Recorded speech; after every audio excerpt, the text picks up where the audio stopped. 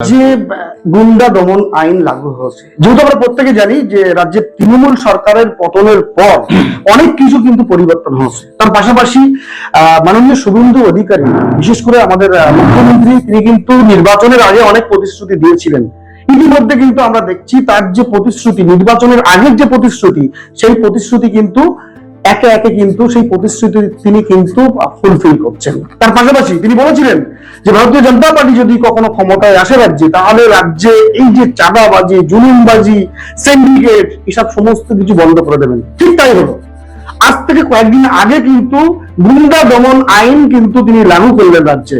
তার পাশাপাশি এই যে গুন্ডা দমন আইন লাগু করার পর বিশেষ করে যারা সিন্ডিকেট চালাতো, যারা গুন্ডা মাফিয়া, তাদের কিন্তু ভরাডুবি, তাদের কিন্তু বর্তমানে তাদের অবস্থা খারাপ। তো সরাসরি আমরা চলে এসেছি বিশেষ করে বিজেপি নেতৃত্ব, বিজেপি নেতা গৌতম চট্টোপাধ্যায়ের থেকে আমরা জেনে নেব যে এই যে গুন্ডা দমন আইন যে লাগু হয়েছে, তিনি কি বলছেন এই বিষয় নিয়ে। সরাসরি আমরা চলে যাবো তার কাছে। আপনারা দেখছেন এই মুহূর্তে আরো নিউজ বাংলা, সঙ্গে আছি মোকাম্মেল হক।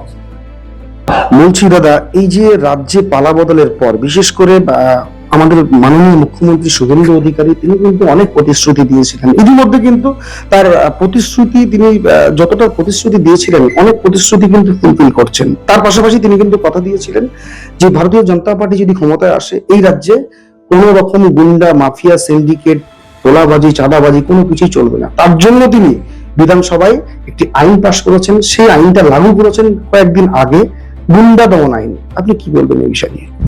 দেখুন, একটা সুস্থ সামাজিক ব্যবস্থায় তো গুন্ডা থাকা উচিত না। এটা কারোর জন্যই খুব একটা সুখের নয়। যে বিরোধী দলে থাকবে তার প্রতি আপনি গুন্ডা লেলিয়ে দেবেন, তার ঘর বাড়ি ভাঙচুর করবেন, তার ব্যবসায় আঘাত করবেন, তো এইভাবে তো কোনো সুস্থ সমাজ তৈরি হতে পারে না।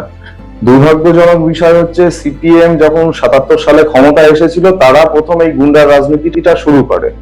তো প্রায় 34 বছর ধরে এই গুন্ডামি চলতে থেকেছে। বহু মানুষের ঘরবাড়ি লুট, খুন, জখম, অত্যাচার, বহু কিছু হওয়ার পরে মানুষ, মমতা ব্যানার্জি যখন ক্ষমতায় আসেন, তখন ভেবেছিল যে এগুলো থেকে মানুষ হয়তো মুক্তি পাবে। কিন্তু কি হলো, সিপিএম এর সেই গুন্ডা বাহিনীটাই রাতারাতি তৃণমূলে মার্চ হয়ে গেল।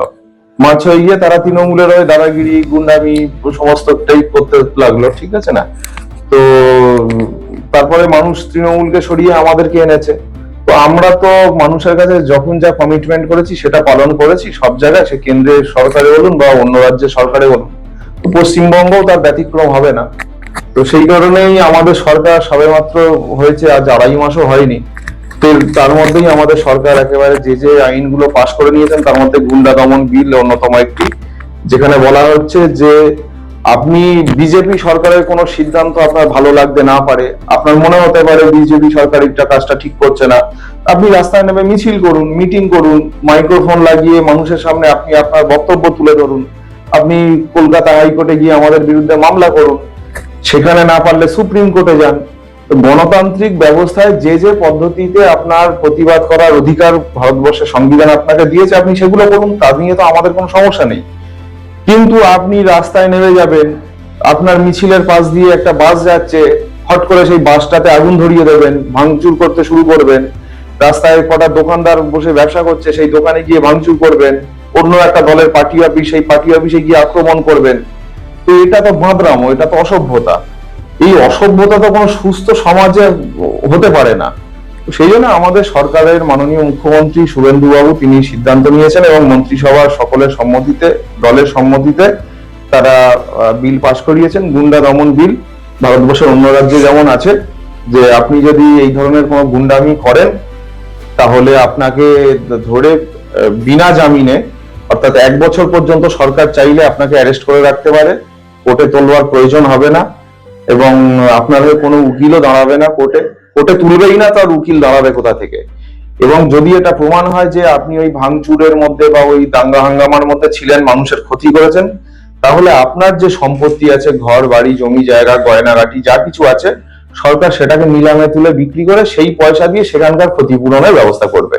এর জন্য পশ্চিমবঙ্গ সরকারের মাননীয় মুখ্যমন্ত্রীকে আমি ধন্যবাদ এবং কৃতজ্ঞতা জ্ঞাপন করছি। কারণ দিনের শেষে আমিও তো এই রাজ্যের একজন নাগরিক, আমারও জীবন জীবিকা এবং সামাজিক নিরাপত্তা তিনি নিশ্চিত করেছেন। তো সেই হিসাবে আমি তো তাকে অবশ্যই কৃতজ্ঞতা এবং ধন্যবাদ